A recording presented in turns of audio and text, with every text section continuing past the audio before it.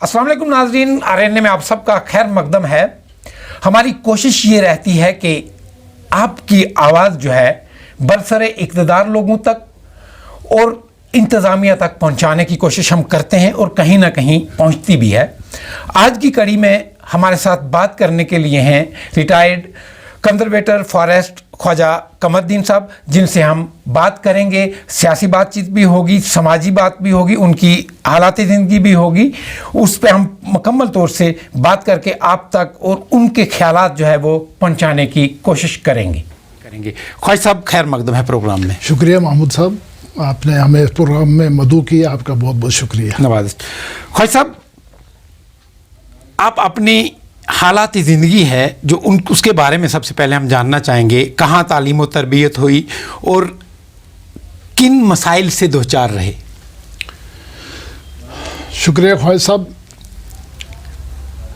मेरा जन्म सन 1958 में गांव लठूंग में हुआ और जब मेरी उम्र 6 साल थी तो मेरे बड़े भाई मरहूम अब्दुल अहद साहब मुझे अपने साथ ले गए और उस वक्त हमारे स्कूल में मेरे मोहतरम व मुकर्रम उस्ताद सैयद अमजद हुसैन शाह के हाथों मेरी एडमिशन हुई।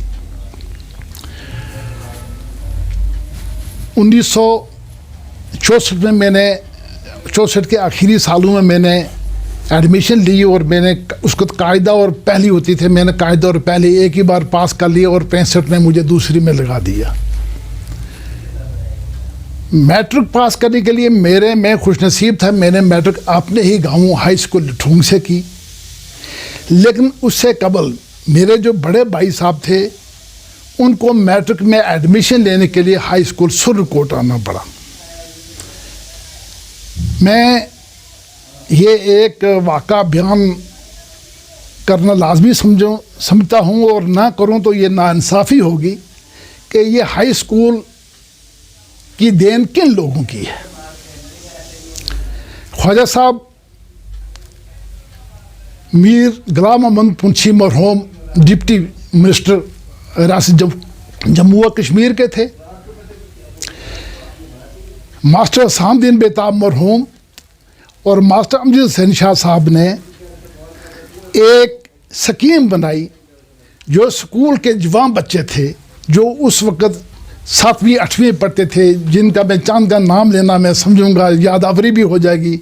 एक सैयद आरफ हुसैन शाह थे, बशीर हुसैन शाह थे, ये लियाकत भट्टी मरहूम थे, मेरे बड़े भाई अब्दुल्ला साहब थे और एक अब्दुल थे आड़ी के, जो ये जवान थे। इनको उन्होंने कहा कि जब मंत्री साहब धुंदुक जहाँ माता का मंदिर, इसके पीछे जाकर ये लठूंग स्कूल के टीचर सड़क में खड़े हो गए और साथ में बच्चों के वालिदैन चंद उन्होंने अपने साथ रख लिए कि मिनिस्टर साहब सुरकोट से अब निकलेंगे तो हम यहाँ उनसे एक पासनामा देंगे कि हमारे स्कूल को लोअर हाई स्कूल बनाया जाए। उस वक्त मिडिल स्कूल था हमारा। अब ड्रामा क्या बनाया गया कि जब मीर साहब मिनिस्टर साहब धुंदुक पहुँचेंगे तो 4-5 लोग बच्चे जो हैं ये दरिया को क्रॉस करेंगे और आपस में वो भगल गिर हो करेंगे और दरिया में बहना शुरू हो जाए और दवाई चलेगी। हम जो किनारे पर 200-300 बच्चा था स्कूल का, हम दौड़ने लगे कि बह गए। मंत्री साहब आगे क्या हुआ, लोग दौड़ने गए, हाजी स्कूल के बच्चे आपको मिलने के आ रहे थे, बह गए। इधर क्यों आ रहे थे? हाजी जनाब इनको स्कूल की कितनी तक है? 8वीं तक।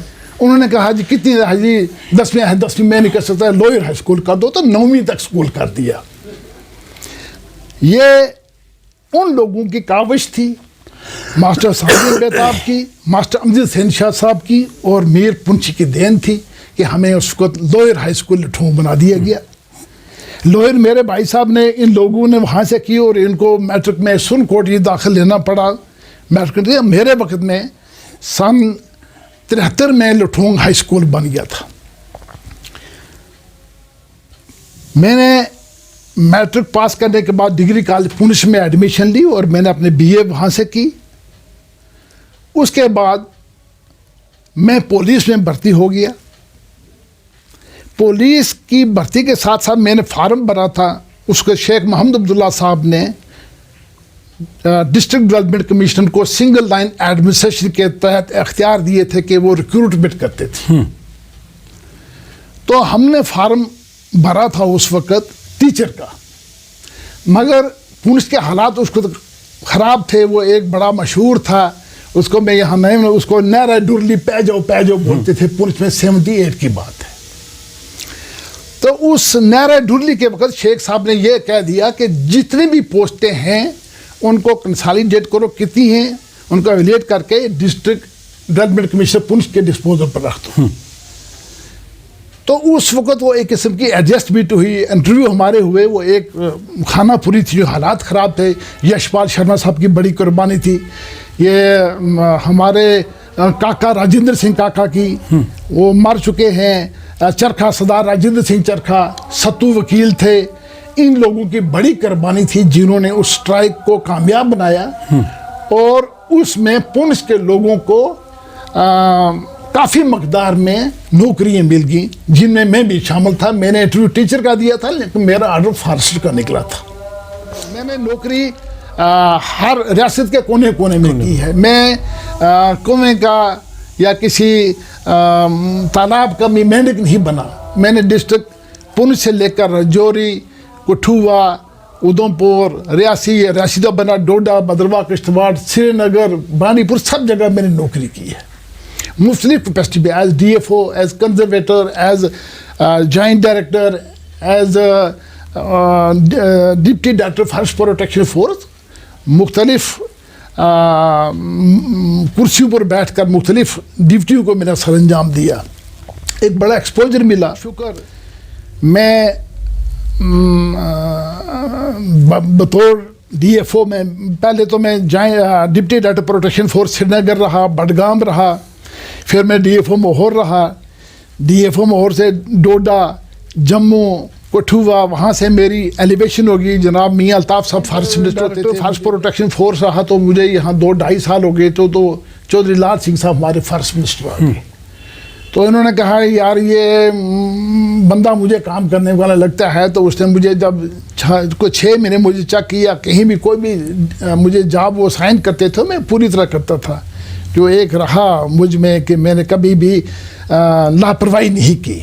जो काम नहीं हुआ मैंने किसी से पूछ लिया या अफसर को बोल दिया सर इसमें मेरी ये कमज़ोरी है, तो मुझे इसमें गाइडेंस चाहिए। तो लाल सिंह साहब ने मुझे कहा इसको मैं कंजर्वेटर रजौरी सर्कल लगाऊंगा। तो उन्होंने मुझे additional charge conservator Rajouri circle दे दिया। कंजर्वेटर रजौरी सर्कल से उन्होंने कंजर्वेटर जम्मू सर्कल लगा दिया, जो एक बहुत बड़ा सर्कल है। वो मेरे लिए एक बहुत बड़ा एजाज़ था। तो चौधरी लाल सिंह के साथ काम करना, और लाल सिंह साहब की देन है जम्मू को। आप जाइए प्लांटेशन देखिए, आप नेशनल हाईवे पर देखिए, वहाँ तरह तरह के आपको फूल मिलेंगे, रंग रंग के फूल दोनों तरफ सड़क के। उन्होंने फिर पंजाब से हाइब्रिड यूकलिप्टस मंगाए, जो पौधे हमने 2016-17 में लगाए। इस वक्त उनकी हाइट 50-50 फुट है, और उनकी जो मोटाई है वो तकरीबन इतनी मोटाई हो चुकी है। मतलब वो एक इनोवेटिव मिनिस्टर था। ख्वाजा साहब, इसी के साथ हम बात करेंगे। ये रही आपकी हालात ज़िंदगी और आपके काम करने के तजुर्बात। इस वक्त देखा जाए तो खासकर मैं खिता पीर पंजाल की बात करूँगा। यहाँ लोग क्लेम करते हैं, हम भी देखते हैं कि लोग ये कहते हैं कि यहाँ पिछले 70 सालों से डेवलपमेंट जो नहीं हुई है, डेवलपमेंट रुकी है। आज भी हम 70 साल पीछे वाली ज़िंदगी बसर कर रहे हैं। तो आपके तजुर्बात क्या हैं? आप क्या समझते हैं? अगर तरक्की हुई है तो किस लेवल तक हुई है और कितनी होनी चाहिए थी? महमूद साहब, आपने ये एक ऐसा सवाल पूछा है, इसमें सच बोलना लाजमी है। पॉलिटिशियंस अपनी अपनी स्टेटमेंट देते हैं, और हर नया पॉलिटिशियन ये कहता है कि यहां आज तक कुछ नहीं हुआ है। सच तो ये है कि मैंने अभी आपको पहले हाई स्कूल लठूं की, लोअर हाई स्कूल बनने की एक एग्जांपल दी। ये कहना यहां कुछ नहीं हुआ है, मैं इसको सिरे से न करता हूं।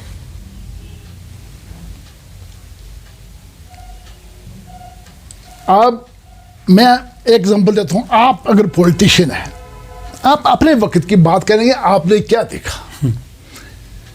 मैं वो बात करूंगा जो मैंने अपने बचपन से देखा, और मेरे वालिदैन वो बात देखेंगे जो करेंगे जो उन्होंने अपने बचपन से देखा। ख्वाहिश साहब, बड़ी साफ बात है। पहले मैं ये कहूँगा कि मेरे वालिद साहब, मेरे ताया जान ये सुनाते थे कि यहाँ से जम्मू जाने के लिए हमें 4 दिन लगते थे। वो एक ट्रक टाइप, वो कोई गाड़ी जैसी होती थी, तो उसके आगे इंजन होता है, पीछे कुछ बनाया होता था, उसमें बैठ कर जाते। रात को कभी संदरबनी, कभी निशारा, कभी अखनूर, कभी जाकर जम्मू पहुँचते थे। और आज हम सिंगल डे में अप एंड डाउन करते हैं जम्मू। इसको आप तरक्की नहीं कहेंगे और क्या कहेंगे। मैं खिता पीर पंजाल की, पहले मैं वो ज़्यादा नहीं करूँगा। मुगल रोड, इन पहाड़ों को हम चीर कर, मैं पैदल गया हूँ बड़ी बार, आपको मौका नहीं मिला होगा, मैं पैदल गया हूँ वाया पीर की गली। रात को हमारा पड़ाव होता था दुबजियम में या हीरपुर में।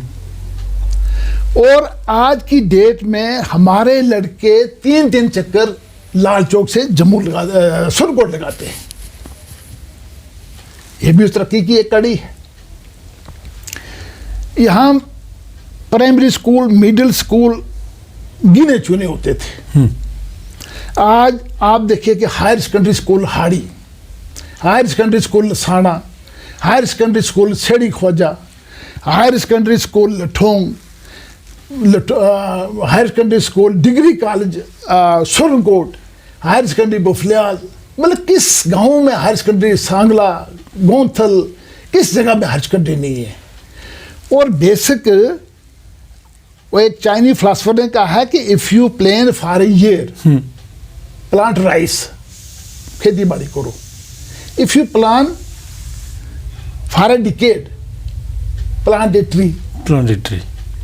If you plan for a century plant education in man. अगर आप 100,000 जिंदा रहना चाहते हैं, कौम को जिंदा रखना चाहते हैं, तो उसके लिए एजुकेशन है। एजुकेशन कहाँ से आती है? स्कूल से आती है। आज गवर्नमेंट ने हर 2 किलोमीटर पर स्कूल, प्राइमरी, मिडिल सब बनाकर 5 किलोमीटर हाई स्कूल मिल रहे हैं आपको। आपके पास यहाँ सब डिस्ट्रिक्ट हॉस्पिटल है। हमारे मैं अपने गांव की बात करूंगा, जहाँ डिस्पेंसरी नहीं होती थी, फिर एक डिस्पेंसरी खुली, आज वहाँ भी PHC है। हाड़ी में देखो, बैंक जाकर हाड़ी मरोड़ में खुल गए हैं, नैबत मरोड़ में बन गई है, जो कभी एक ख्वाब थी। ख्वाहिश साहब, मैं आपको ये बताऊं कि एक वक्त था, हमारा गांव रास्ते में होता था। इस पिछले इलाके के लोग जो उस वक्त अशाए खुर्दनी बाजार से लेते थे, तो उनका 5 दिन का टूर होता था। वो डोकू से होते थे, गांव आते थे, गांव से फिर एक दिन रात को हमारे गार्डन में रहते थे अक्सर।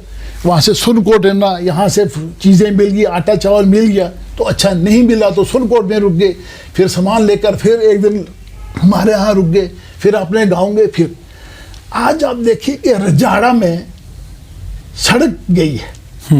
क्या ये करिश्मा नहीं है? क्या ये तरक्की नहीं है?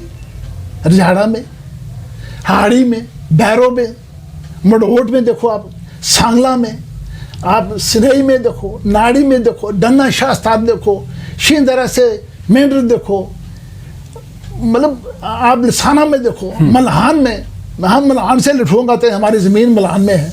वहाँ से हम घास लाते थे, मक्की लगाते थे, धान लाते थे, तो वहाँ से पैदल लाते थे। आज सड़कें बनी हुई हैं। आप हमारी ये देखिए, सुरनकोट से मड़ोट सड़क, और आज की डेट में FOR सिमट सरिया गुजरात से मड़ोट आता है। ये कोई तरक्की थी तभी आया ना, स्कूल बने। मैं ये कहूँगा कि आज के पॉलिटिशियंस जो ये कहते हैं कि यहाँ कुछ नहीं हुआ है, वो अपनी सियासी रोटी सेकने के लिए कहते हैं। हाँ, एक बात मैं कहूँगा, मरहूम किबरा पीर जमात अली साहब के वक़्त में तो मैं छोटा था, मुझे नहीं पता बाहर का उस वक़्त इतने फंड्स भी नहीं होते थे, तो उन्होंने भी स्कूल उसको बनाए, अस्पताल बनाए जो उस वक्त के फंडिंग थी उसके मुताबिक। उसके बाद असलम साहब का दौर आ गया। हम असलम साहब के दौर को कैसे भूलें? ये जो सड़कें हैं उनके वक्त की बनी हुई हैं, जो मेन रोड जो मुफलियाल फागला है, चाहे अभी तक कंप्लीट नहीं हुई है, बड़ा प्रोजेक्ट है। असलम साहब ने अपने वक्त में स्कूल बनवाए, डिस्पेंसरियाँ बनवाई। उसके बाद उन्होंने तो यहाँ हमारे डिस्ट्रिक्ट अफसर लगाए जब वो एजुकेशन मिनिस्टर बने। बुखारी साहब का दौर आ गया। बुखारी साहब को तो मैं इस चीज़ का क्रेडिट दे दूंगा कि उन्होंने सबसे पहले इस दरिया में जहाँ लोग साल में 150 आदमी बह जाता था, जो पाकिस्तान पहुँच जाते थे, जिनकी डेड बॉडी है, बुखारी साहब ने पैसे लाए और दरियाए सुर पर 25-30 ब्रिज बनवा दिए। ये मैं उनको मुबारकबाद देता हूँ। जिन्होंने काम किया है वो किया है। उन्होंने स्कूल बनवाए, सड़कें बनवाई, उन्होंने बनवाई। फिर मैं ये कह दूँ या मेरा कोई भाई ये कह दे बुखारी साहब ने कुछ नहीं किया, तो वो एक ज़बरदस्ती की बात है। और मैं ये कहूँगा कि वो खामखा किसी पर कीचड़ छालने की बात है। बुखारी साहब ने अपने टेंडर 2 दिए, अच्छे दिए। उसके बाद असलम साहब आए, फिर उनकी सेहत ख़राब हो गई। फिर अकरम साहब का दौर आ गया। अकरम साहब रहे 2.5-3 साल, लेकिन इस शख्स को मैं ये क्रेडिट दूंगा जो रजाड़े का और छम्बर से जो सड़क पार लगानी है वो जुए शीर लाना है और रजाड़ा सड़क बचानी है। सड़कों का जाल बिछाया अकरम साहब ने भी। इसने भी बिल्डिंगें बनवाई। ये हाड़ीमो रोड में हायर सेकेंडरी अस्पताल किसने दिए? अकरम असलम साहब की देन है। तो हम ये क्यों मुंह खोल कर कहते हैं? नहीं, कहीं ना कहीं कहा जाए, जैसे आपने कहा भी हाई स्कूल है हमारे पास, सड़कें हैं हमारे पास। मुझे अपनी बात, इंफ्रास्ट्रक्चर काफ़ी बना है और मैं ये नहीं कहता कि हमें ज़्यादा हो गया है। अभी इब्तदाई इश्क है, रोता है गया, आगे आगे देखते, अभी तो बहुत कर रहा है। अभी ये मान लीजिए अभी 1/4 हुआ है, 1/4 हुआ। अलादीन का चिराग इनके पास तो है नहीं कि ये एक ही दिन में सब जगह स्कूल खोल देंगे, बिजलियाँ कर देंगे। अब देखिए हमारे गांव में पानी है। हम पहले, मुझे याद है हमारी माएँ बहनें जब कि फ्लड आता था, दौड़ कर जाकर नाले से पानी भर के ले दिए जी गंदा पानी आ जाएगा, साफ पानी पहले भर ले। आज हमें वो परेशानी किसी घर में नहीं है। आप बिजली देखिए किस जगह पर, किस गांव में घर अलग घर छूट सकता है, मोहल्ला कोई नहीं छूटा है। इसको इम्प्रूव करने की ज़रूरत है। अभी बहुत कुछ करना बाकी है। लेकिन आप ये कहें कि 70 साल में यहाँ कुछ नहीं हुआ है, अगर वो बात होती तो फिर यहाँ भी अंधेरा ही होता। ये निसफ कुरे शुमाली में ही होते ये लोग, इनको अभी मिनस जुलमात एलु नूर ना होता। ये इसको नूर में है, रोशनी में है इस वक्त। ये जो लोग ये कह रहे हैं कि कुछ नहीं हुआ, उनको बोलो कि आप पढ़े लिखे हो ना, आप कहाँ से पढ़े हो? स्कूल थे, फैसिलिटीज़ थी, कॉलेज थे, सड़कें बनी। पहले हम पुलिस में महमूद साहब, पहले सुनकोट के जितने रजौरी डिग्री कॉलेज पुंछ होता था, रजौरी में नहीं होता था। रजौरी के बच्चे भी और सुनकोट के बच्चे, मेंढ के बच्चे पुंछ में कमरा किराए पर लेकर पढ़ते थे। आज बच्चा सुबह पुंछ जाता है, कॉलेज अटेंड करके शाम को घर आ जाता है इजीली। उसकी बात निस्बत भी के सुनकोट में डिग्री कॉलेज भी है, वहाँ जाने की जरूरत नहीं है। डिग्री कॉलेज है, मेंढर में डिग्री कॉलेज हो गया है आज। तो वो परेशानी है, तरक्की हुई है, बहुत कुछ करना अभी बाकी है। तामीर और तरक्की की बात की जाए तो ख्वाजा साहब ने बड़ा खूबसूरती से इसको बयान किया है। मुझे लगता है कि तामीर और तरक्की हुई है, लेकिन कहीं ना कहीं ख्वाजा साहब देखा जाए कि कुछ ऐसी चीज़ें हैं जिनको मरम्मत की ज़रूरत है। इंफ्रास्ट्रक्चर ख़राब हो रहे हैं, हमारे हॉस्पिटल्स में स्टाफ नहीं है, उन चीज़ों की कमी है। तो इंतज़ामिया को क्या ऐसे इक़दाम उठाने चाहिए? सुनकोट हॉस्पिटल की बात करें, यहाँ एनेस्थेटिक नहीं है, छोटे से ऑपरेशन के लिए यहाँ से पुंछ या श्रीनगर या जम्मू या रजौरी जाना पड़ता है, और ऐसी बहुत सारी चीज़ें हैं। स्कूल्स के एजुकेशन इंस्टीट्यूशन जो हैं उनके इंफ्रास्ट्रक्चर भी जो हैं वो ख़राब हुए हैं, गिरने की कगार पे हैं। तो उनके लिए इंतज़ामिया से क्या कहेंगे कि उनको कैसा लाहेमल बना के आगे चलना चाहिए? ख्वाजा साहब आपने बहुत अच्छा सवाल किया। ये मैं आपको पहले ही अर्ज करने लगा था कि इंफ्रास्ट्रक्चर बन के हैं लेकिन क्वालिटी मेंटेन नहीं हुई है। क्वालिटी मेंटेन नहीं हुई है। इस वक्त भी जो क्वांटिटी है, उसमें क्वालिटी नहीं है, और क्वालिटी वाले लोग भाग गए हैं। थोड़ा जैसा हम अगर किसी की तरफ उंगली करें तो अपनी तरफ ही उंगलियां आती है। हमें अपने आप गिरेबान में भी देखना चाहिए। जो हमारा अच्छा लड़का, होनहार बच्चा पढ़ता है, डॉक्टर बनता है, इंजीनियर बनता है, और आरबीआई यहाँ का, एलओसी यहाँ का, एएलसी यहाँ का, सारे कुछ यहाँ के सर्टिफिकेट, यहाँ के बेनिफिट लेकर कोई सऊदी अरब भाग जाता है, कोई पंजाब भाग जाता है, कोई दिल्ली भाग जाता है, कोई जम्मू भाग जाता है।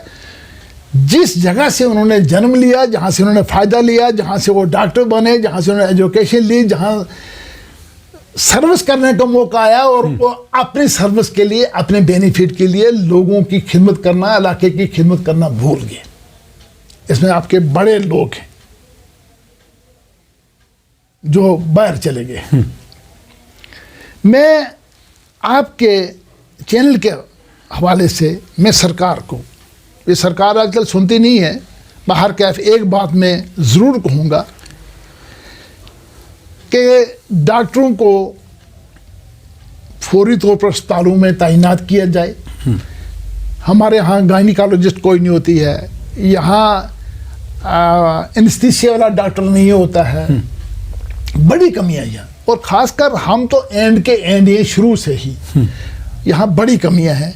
स्कूलों में टीचर नहीं है, स्कूलों में साइंस, जहाँ साइंस टीचर होगा वहाँ मैथ नहीं है, जहाँ मैथ है वहाँ इंग्लिश नहीं है, बड़ी कमी है। अस्पतालों में डॉक्टर नहीं है, इंजीनियर हमारे पूरे नहीं है। अब मैं आपको बताऊं, मेरे अपने डिपार्टमेंट में नाम ही लूँगा कि हमारा एक रेंज अफसर 4 साल से 3 साल से 2 रेंजें चला रहा है। 2 रेंज। ये गवर्नमेंट कहाँ सोई है? क्या इसके पास रेंजर नहीं है? वो एक रेंजर बेचारा क्या क्या कर सकता है। मैं तो सलूट लगाता हूँ उस रेंजर को, मैं एज कंजर्वेटर मैं उसको अप्रिशिएट करता हूँ, उस रेंजर को जो 2 रेंजेस चला रहा है। लेकिन वो भी एक ह्यूमन बीइंग है, उसको भी अपनी प्राइवेट लाइफ है, उसको भी अपने बच्चे भी हैं, सब कुछ है। वो डे एंड नाइट कहाँ ड्यूटी दे सकता है? क्या इनके पास से नहीं है? प्रमोट करें, किसी को ऑफिशिएटिंग लगाएं। तो इंफ्रास्ट्रक्चर खासकर जो ये मेन पावर है ना, ये बहुत ही कम है। इसके लिए ठीक हमने स्कूल बनाए, टीचर नहीं, अस्पताल बनाए, डॉक्टर नहीं। अब देखिए, रिपेयर रेनोवेशन की आपने बात की, वो इश्तियाक भट्टी साहब का मैं जिक्र करूंगा। वो एक फूल का फोटो चढ़ाते रहते हैं, वो ठीक चढ़ाता है बेचारा। एक ये हमारा जो बाग, इसको बोलते हैं पोठा बाग, जो हमारी नर्सरी होती थी फॉरेस्ट की, यहाँ एक वो झूला पुल था, उस पर लोग लेट कर जाते हैं, उसको क्रॉस करते हैं। कहाँ है ये डिस्ट्रिक्ट एडमिनिस्ट्रेशन? कहाँ है हमारे? मैं तो आजकल पॉलिटिशियन को नहीं, इनकी कोई सुनता ही कोई नहीं। जिस दिन ये कहेंगे ये नहीं बने, इनको कहेंगे चलो दे दो अंदर। ये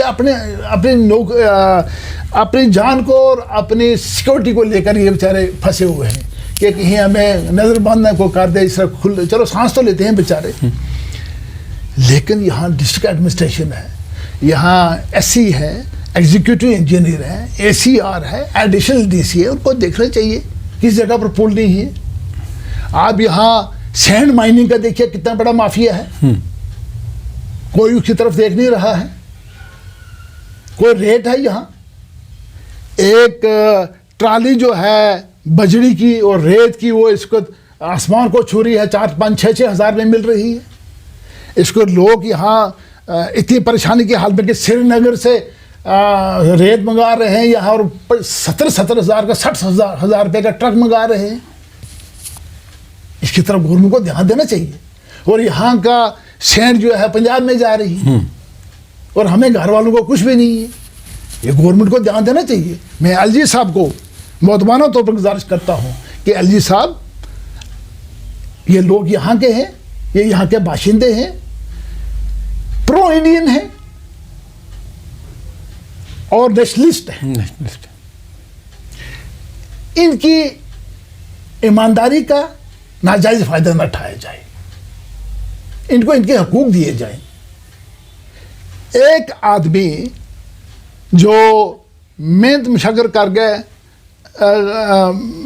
1 मरला 2 मरले जगह लेता है, अब उस जगह की कीमत से ज़्यादा उसको ईंटों की कीमत, सरिया की कीमत और इसकी कीमत, बजरी रेत की कीमत देनी पड़ रही है।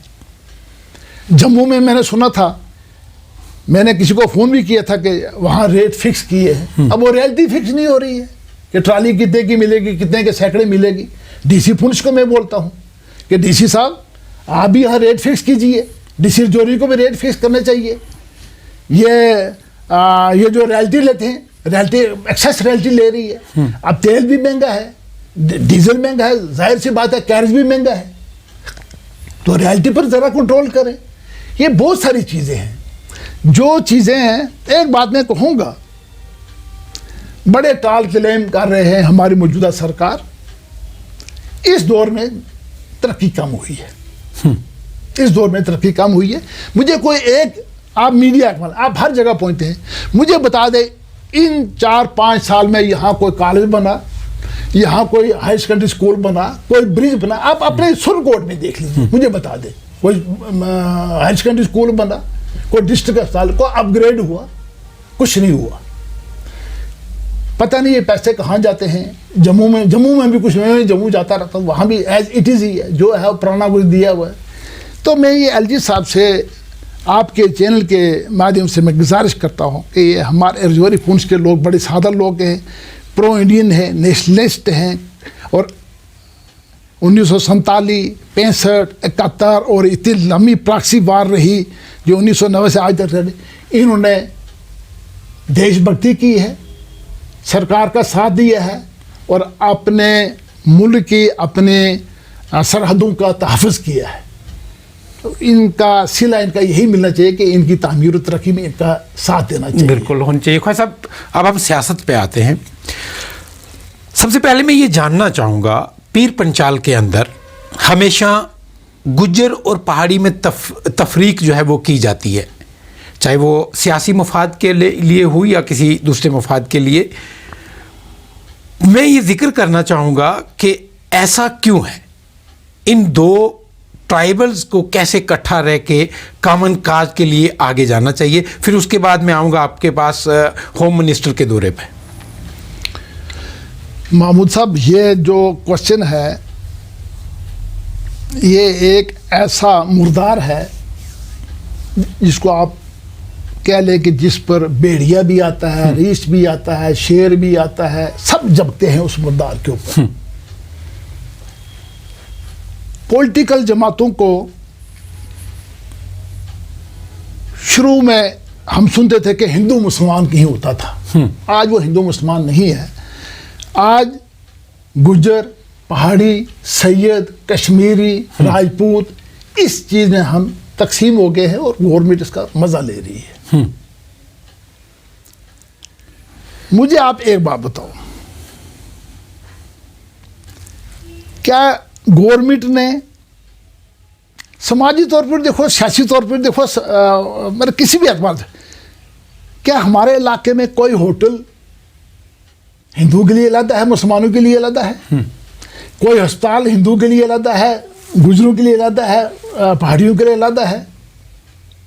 कोई मस्जिद अलग है?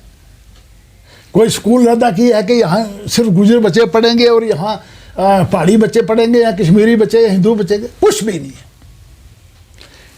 इन लोगों ने अपनी कुर्सी तक पहुँचने के लिए ये सियासी हथकंडे उन्होंने शुरू कर लिए हुए हैं। सादा लो इंसान है।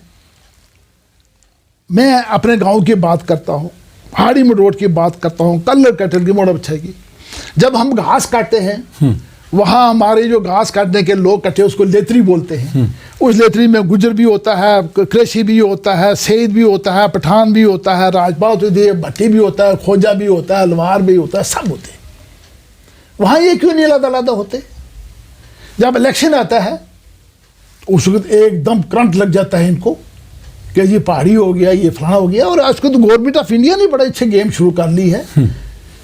सुना है मैं तो अपनी चारदीवारी से बाहर भी नहीं जाता, लेकिन जो को मुझे फ़ोन पर बात करता है, मुझे सुनाता है, कहते हैं जी कि यहाँ पहाड़ी स्टेटस मिल जाएगा, रिजर्वेशन मिल जाएगी, आप बीजेपी को वोट दो।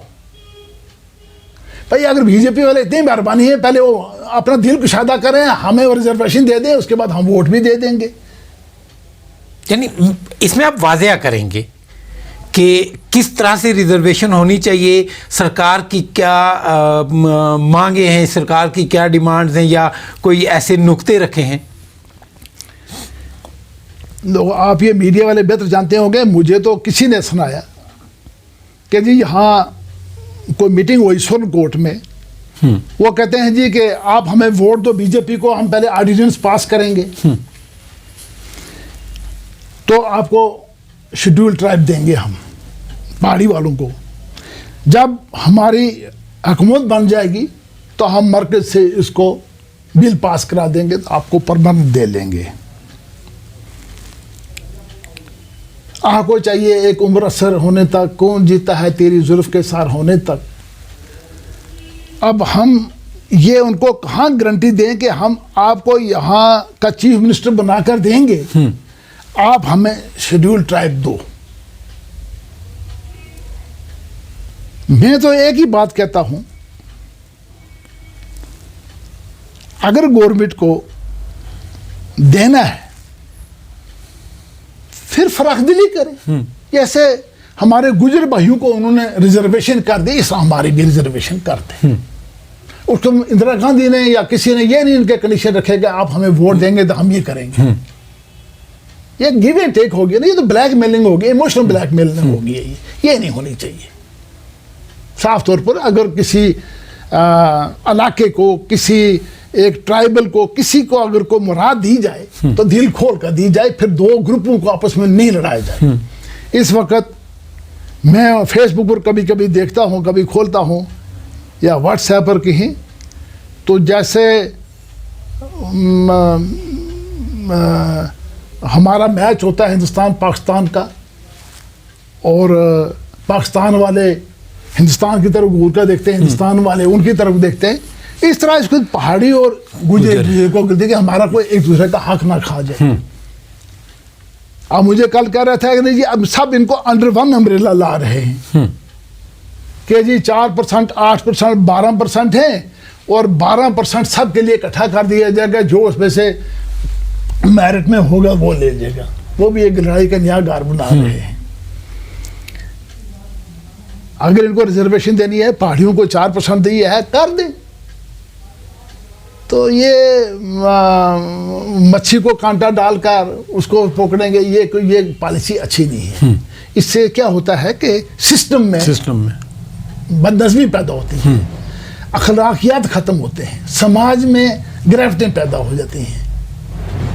आपका क्या मैसेज रहेगा दोनों जो ट्राइबल्स हैं, पहाड़ी और गुजर को, क्योंकि पिछले कुछ दिनों से सोशल मीडिया में एक दूसरे को बड़ा तंज किया जा रहा है, तो ये जो नई जनरेशन है इसको आप क्या मैसेज देंगे कि अगर पहाड़ियों को एसटी मिल जाती है तो क्या गुजर बरादरी का कोई नुकसान है, और दोनों को एक दूसरे के कामन काज के लिए एक फ्रंट पे सामने आना चाहिए?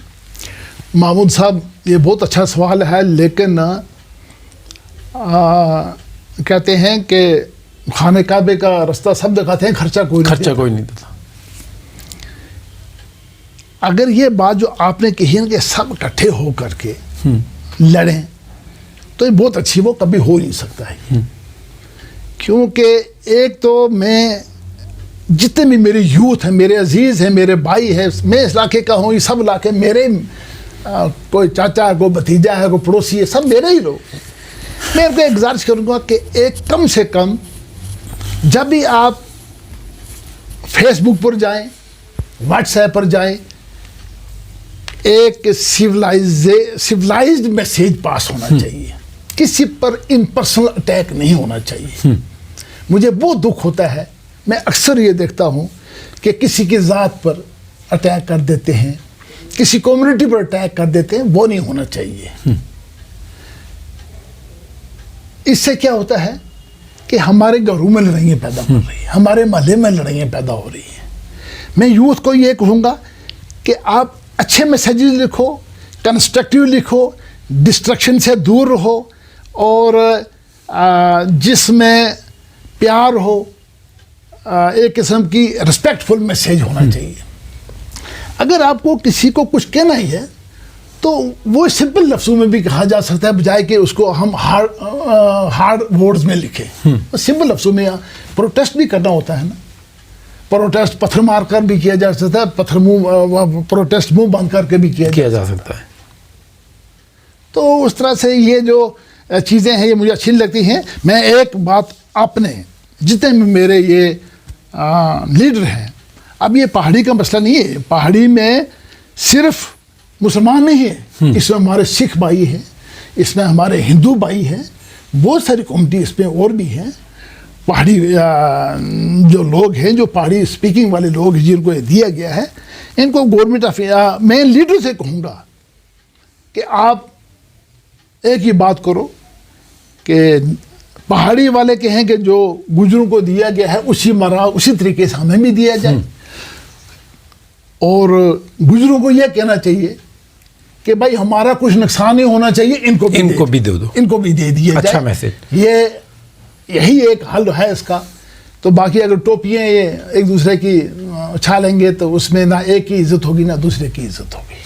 कमर साहब, आरएनए को टाइम देने का आपका बहुत बहुत शुक्रिया। बहुत बहुत शुक्रिया महमूद साहब, आपने हमें इस काबिल समझा कि आपने आरएनए में हमें ये टाइम दिया है।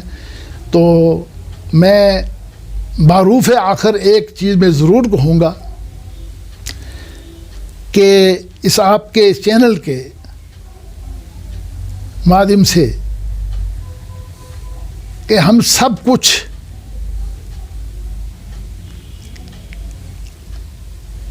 कर रहे हैं, सोचते हैं कि अपना पेट भरें, अपना घर भरें, अपना मकान बनाएं, लेकिन एक बड़ा मकान है हमारा। एक मकान हमारा देश, वो मजबूत रहना चाहिए। आज बहुत सारी ताकतें हमारे देश को कमज़ोर कर रही हैं, उसमें कोई नेशनलिस्ट भी बन जाता है, वो नेशनलिस्ट होते नहीं है। दूसरा, जो कोई हिंदू है, किसी मज़हब से था, मुसलमान है, कम से कम बच्चों को वो मजहबी तालीम ज़रूरी दिलवाएं। जिस बच्चे ने, वो हिंदू हो, मुसलमान हो, सिख हो, ईसाई हो, अगर कास्ट में भी हो, जिनको अपने अपने मज़हब की तालीम होगी सही, वो कभी बुरा ना कहेगा ना सुनेगा।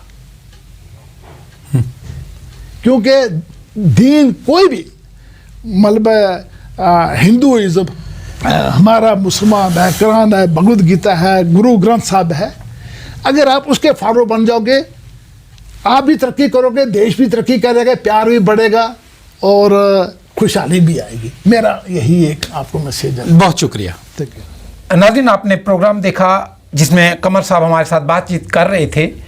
उन्होंने बड़ी खूबसूरती से अपनी बात रखी है और उम्मीद करता हूं जिन लोगों के जहन में कुछ सवालात थे, कहीं ना कहीं उनके जवाबात मिले होंगे।